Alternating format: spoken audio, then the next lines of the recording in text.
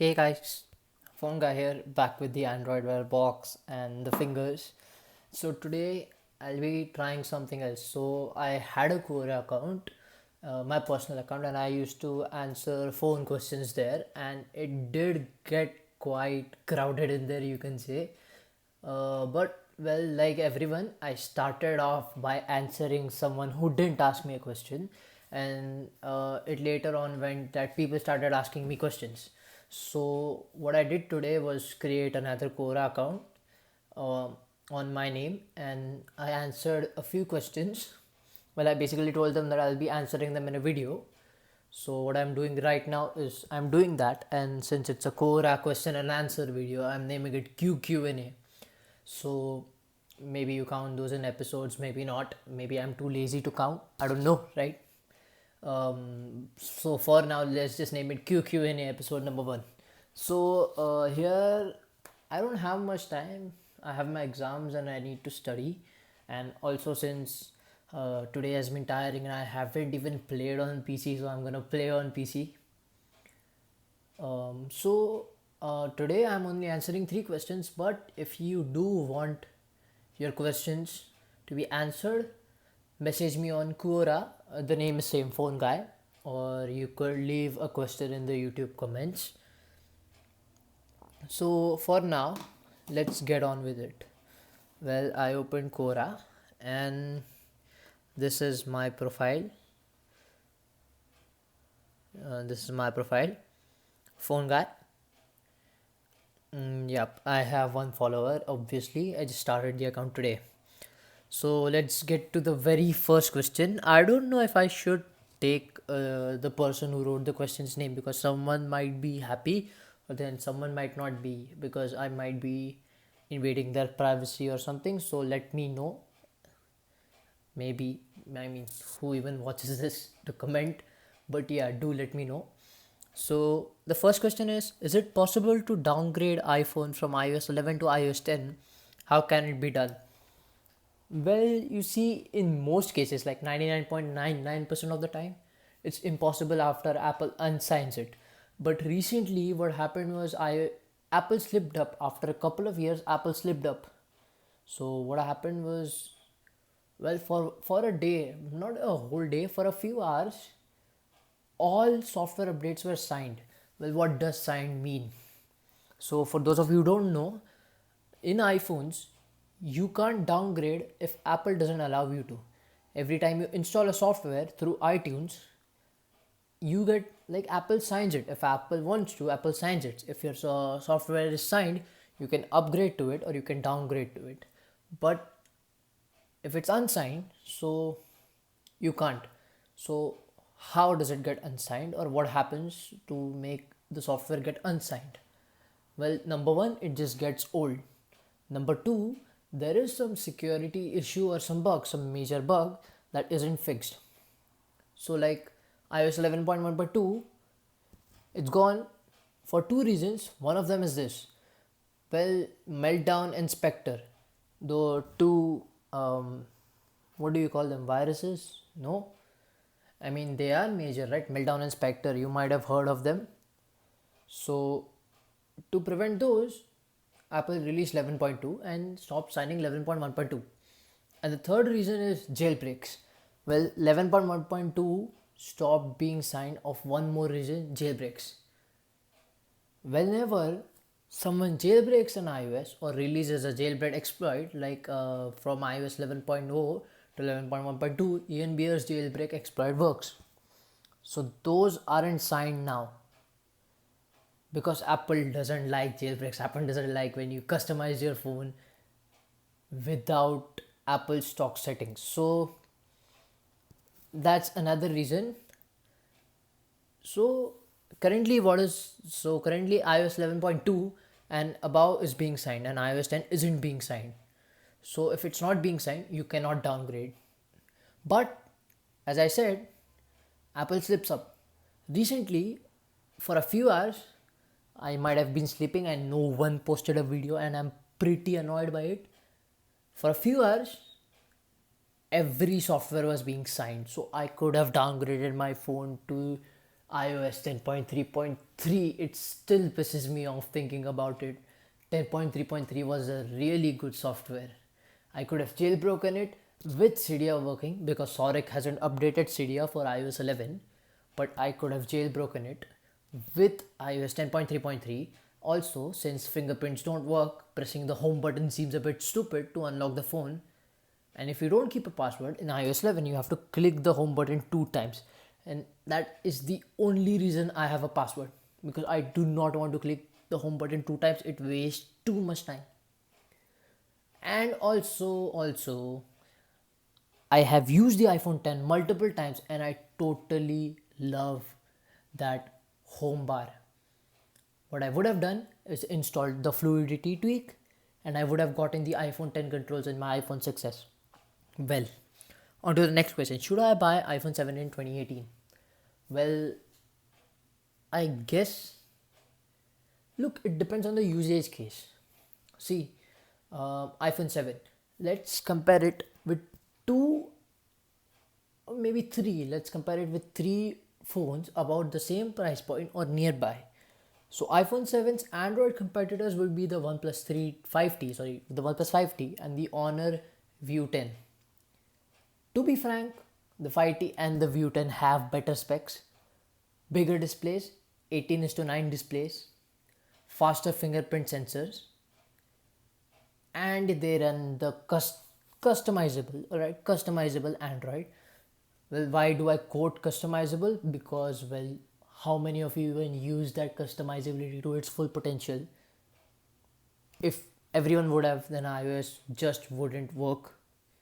So, should you buy an iPhone 7? If you are a really power hungry user, I wouldn't recommend the iPhone 7. Yes, it will get everything done, but the Snapdragon 835 is just more powerful, and the View 10 has the Kirin 970. It is also more powerful. So, what about the user that is a light user? Well, if you're a light user, yes, iPhone 7 Android doesn't stand a chance. It won't get updated as much.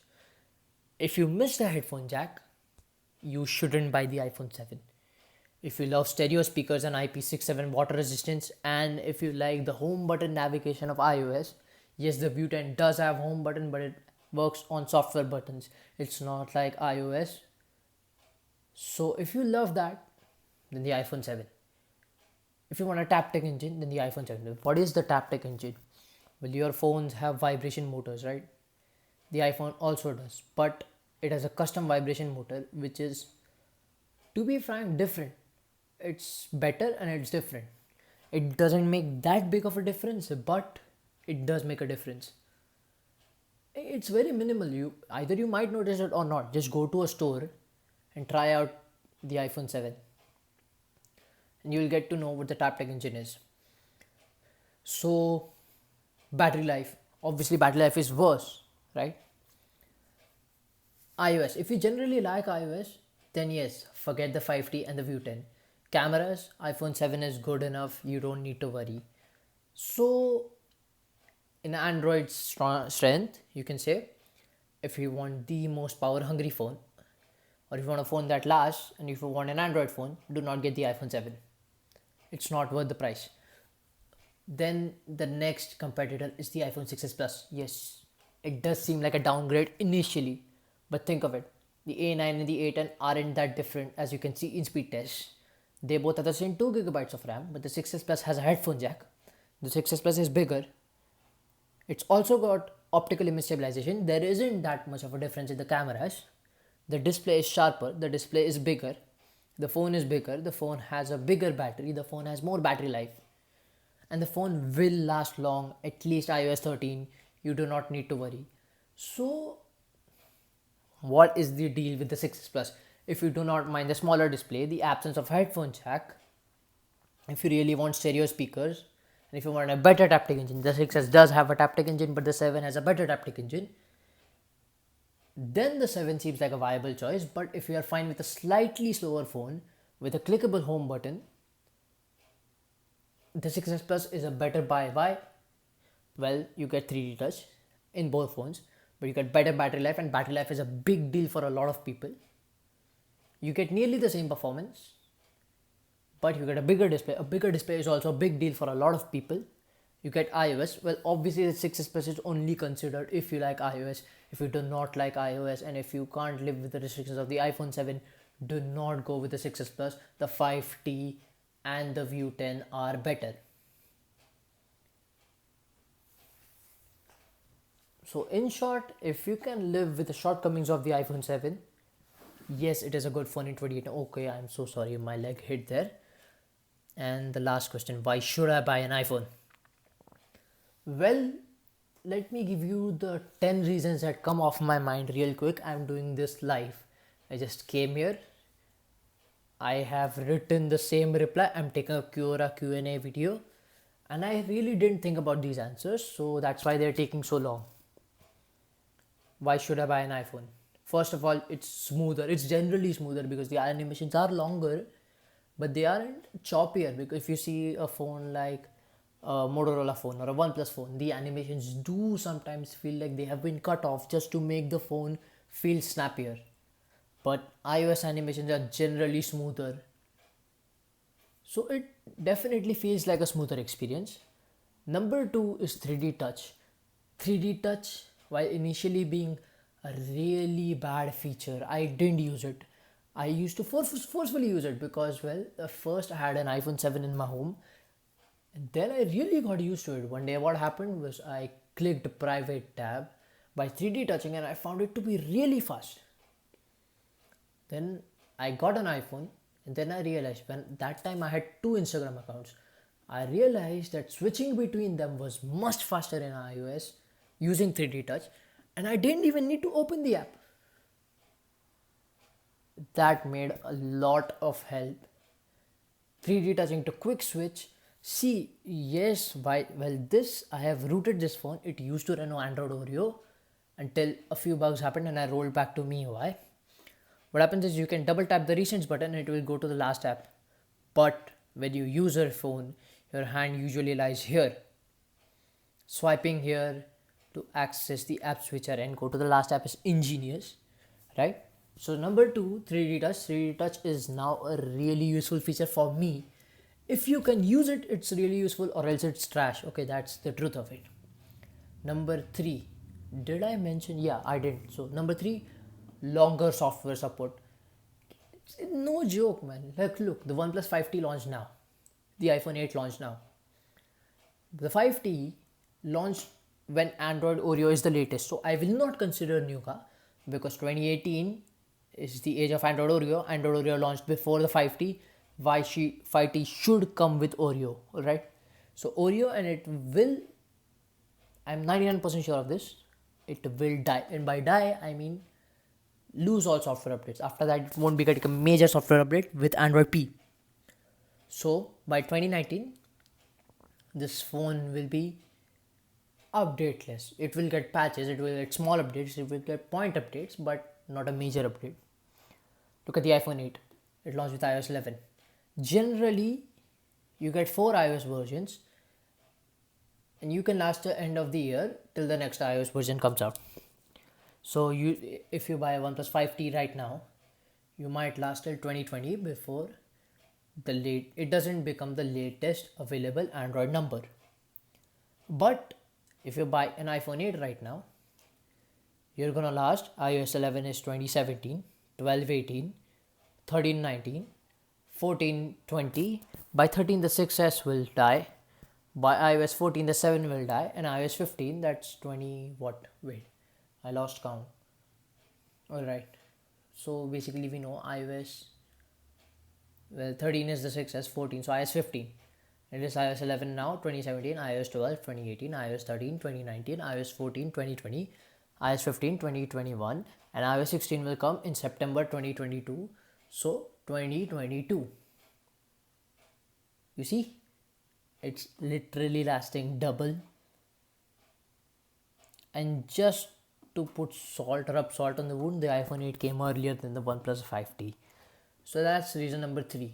Reason number 4 is you get faster updates. What does that mean? If you see app updates like Instagram, Facebook, they are usually faster. Number 5, app developers, they, well, how do I say it, they prefer iOS, and they haven't been really secretive about it. They prefer iOS. A lot of games, a lot of apps come on iOS first. Look at Instagram. It took more than 2 years for Instagram to come on Android after being released on iOS. And a major app like Instagram, all right. Where was I? Number 4 or 5? Let's count it at four as four. Well, I'm taking it live, so I do not know. Number 5, instant updates. Well, what does this mean? The minute you get a software update on the iPhone 10, right now the 5S is the last supported model. You'll get it on the 5S on the same time, unless it's an iPhone 10 specific update, like some bug that only happens on the iPhone 10. But any major update will reach all supported phones at the same time. No Android fragmentation. Updates don't take months to come. There is no slow rollout. Even in the Pixel, there is slow rollout. It might take 2-3 weeks for your update to come. It is not like that in iPhone. Number 5. Wait, I just covered 5. I don't know. 6. On to number 6. Well, this has been an issue for some people living in the US. Career branding and boot logos. In log phones, there are career brandings here, and whenever you reboot the phone, there is this small 5 or 6 second, maybe 3 or 4 extra time that it takes, that it shows that. So every time you reboot the phone, you know that it's a T-Mobile or a Sprint or an AT&T or a Verizon phone.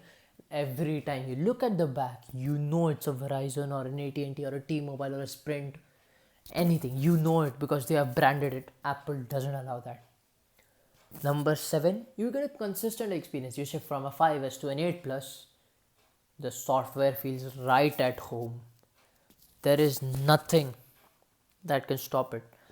What do I mean by stop it? Well, there is nothing that makes it feel that different. Yes, you do get 3D touch, you do get the extra camera modes, but for the most part, you know how to use the OS. While you come from maybe a OnePlus One to a 5T, you're lost. Where is the app drawer icon? I do not know. Well, Cyanogen mod didn't work like that. Why is Oxygen OS working like that? What is this? I don't know. And this is what happens, right? So iOS is unified.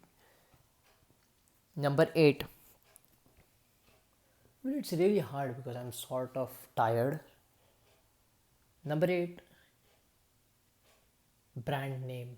Alright, this is obvious. See, I don't know about other countries, but in my country, Apple is a really big brand. You have an iPhone, you are a guy, alright? Maybe a person has a better camera phone than you, but they will take your phone to take photos just because it's an iPhone. Yes, that happens. That really happens. Trust me on that. Number 8, handoff. What is handoff? Well, it's a feature that no Android phone has. It's basically Apple devices working with each other in sync.